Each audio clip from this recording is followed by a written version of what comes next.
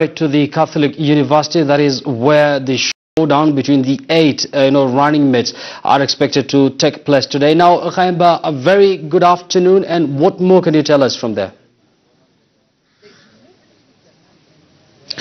Yusuf, it's crunch time here. Of course, they are drawing closer to the hour when the debate is supposed to kick off. And of course, you've just seen a few minutes ago a news briefing by the other presidential candidates for the other 6 running mates that are supposed to be here. But to bring you up to speed, what is happening as we speak, everybody has been actually cleared from the venue, and the security team, they are conducting what they call a security sweep. So a bomb sweep, to be specific. Therefore, everybody has been evacuated, and as you can see right behind me, they are combing the whole area. Right in front of me, on my right, we have some of the invited guests. Of course, the NCAC chair, Francis Olekaparo, among those ones that have been asked to leave the area. And right behind me, you can see the media team that is supposed to be here. That is where everybody has been directed to go, for the simple reason that there is a bomb sweep that is being conducted. And as I told you, we'll try to follow up just to show you how they are not taking things light here in terms of security. And therefore, initially I had showed you the number of security personnel that have been deployed here, and that is exactly what we are witnessing right now. As I've said, everyone has been cleared. What is being conducted is what they call a bomb sweep. That tells you how this particular farm is taking serious. This is the other side that will the guest lounge, where there will be the guests here will be actually be put here to be after the debate. Some will come here for cocktail refreshments, but I'll try and take you upstairs just to see where this exact team is. The bomb sweep, where are they? Upstairs? Yes, I'm told they're upstairs. We'll try and see if we'll catch up with the team that is conducting security operations here. Yes, here are the sniffer dogs, and as you can see, this is the area where exactly the security team is, and there you have it. That is one of the many dogs that are here, the bomb sweep, of course, just to ensure that everybody who comes here will be secure. So that is the reason why everyone in this particular room, in this whole compound, they've been moved to one location, and only to leave security personnel here. So that is the kind of drill security operation that is being undertaken by this farm. It's called 316 Protection and Care Services. 316 Protection and Care Services is the farm that is conducting that will be actually manning or providing security for all the invited guests and everyone that will be here. The area we are in is the lounge where invited guests will be. Of course, as I told you, that is one wing, and this is the other wing. Behind me is the table where the NCAC chair, Francis Kaparo, was few minutes ago. So this is the kind of arrangement that we have here in terms of security personnel. Yes. So we'll be going down to see if we'll be able to engage NCAC chair. As I said, this farm is called 316 Protection and Care Services. Of course, they are not taking things lightly here.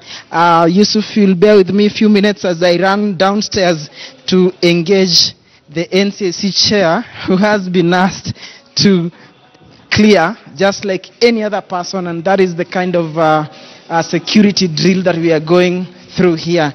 Once they've done that, I guess they will not allow any other person to get in, and it will be purely those, Stanley, it will be purely those ones that have been actually cleared. So that is the drill that is taking place. I'll try to talk to NCAC chair.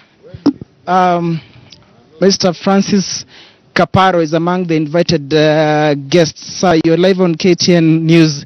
could you just tell us, you came a bit earlier in terms of your satisfaction in terms of the arrangement of the debate, and more so the anxiety. There's talk that some running mates will not be honoring this particular invitation.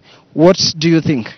Well, I've been here from 12:30 as requested, and I had hoped that the event will go as organized, and I hope it will go as organized. The Kenyan people deserve to know the people they will elect. They want to know who they are. They want to know their vision for the country or the lack of it, and they must convince the Kenyans. And when you get a free platform like this, you make use of it. And I get shocked when I hear that I will not come because so and so is not coming. I mean, election is not pairing. I mean, there may be pairing between the presidential candidate and his deputy. But an aspirant who has never run for president, saying that he won't come if President Uhuru is not there, it doesn't make sense. President Uhuru is not likely to vote for you, and President Uhuru is known everywhere. So if you really want to run for public office, just take the opportunity to let the Kenyan people know who you are. And I think it's also about time that everybody running for office must subject themselves to public scrutiny. The Kenyan people deserve to know what it is you are offering them, what kind of a person you are under intensive questioning. What answers do you give to difficult questions, or whether or not you won't be able to answer any question. The Kenyan people deserve it. When you look at where we are headed, and of course last week we've seen supporters of the two so-called leading presidential candidates clashing, and of course on Saturday in Kajiado the president made a passionate appeal to his supporters, to the supporters of the other team as well, to exercise tolerance. When you have such a magnitude and you find his number two in command says he will not be honoring to appear before Kenyans and debate with his counterpart or the rest, what message does this send to the country? Well, first let me say I don't know who is coming and who is not coming. I just hope that everybody invited will come. Secondly, this whole issue of heckling is stupid, is outdated, it's crazy. It is likely to create a lot of trouble for Kenya. Kenyans must desist. Kenyans must desist, I repeat, from heckling leaders who go around the country seeking votes. I thought we have left that old crazy reasoning of political zoning. Don't bring it back. It have consequences. President Uhuru was heckled in Kisumu. Following that, Raila Odinga was heckled in Baringo and subsequently in Thika. I think that's bad. And I think everybody must stop.